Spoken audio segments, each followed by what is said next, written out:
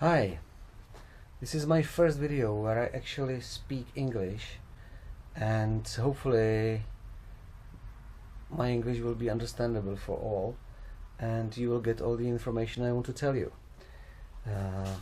All this series of videos will be about my new winter project, and it's this. It's a 1980 Honda CX500 Custom. In my opinion, the best looking CX500 ever built.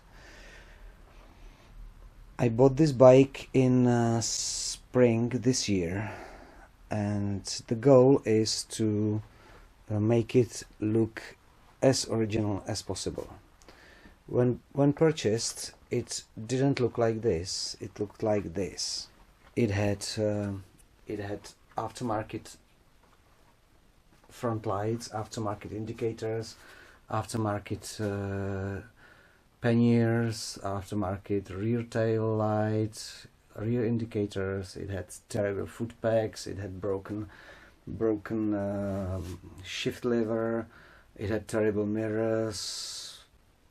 It looked usable, but I didn't like it. So far, during the summer, I changed indicators in the front and in the back. I removed the auxiliary lights. I removed the windshield, the foot pegs and the shift lever. I also replaced the rear tail light. So now the Honda looks like this, what you see now.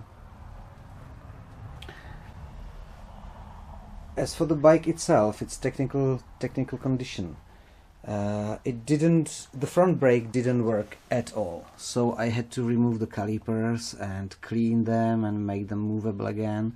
I changed the brake pads, and after all the cleaning, I realized that the problem was also in the tubes, which absorbed all the pressure from the master cylinder. So I replaced the master cylinder and I replaced also the tubing, and now it works.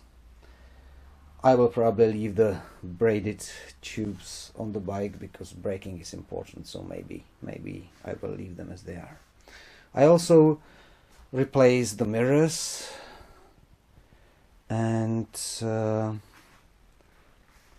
as for the engine, it was working. It started. I was able to ride it, but the right cylinder was backfiring into the exhaust pipe, so I had to synchronize the carburetors. They were out of synchronization. I used homemade synchronization gauge. It was looking terrible, but it worked because now the backfiring is gone. I also replaced spark plugs, and what else have I done to the engine? I didn't replace the oil because the oil was changed by the previous owner. The battery was new as well, so it saved me some money. And what else have I done to the engine? Oh yeah, I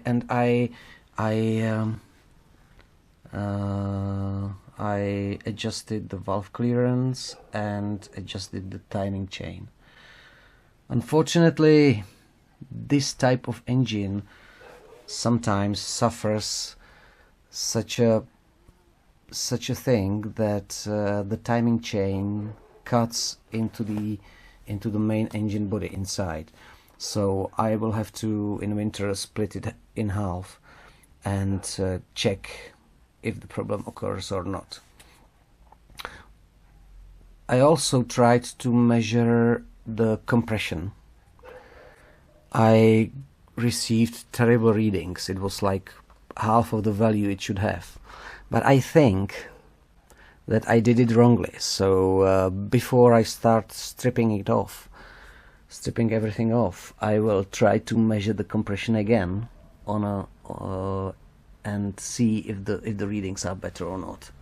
I hope they will be fine, because otherwise it would be much more difficult for me to rebuild the bike. By the way, the bike has 80,000 kilometers on the clock. Unfortunately, the speedo was broken a bit, so I had to open it.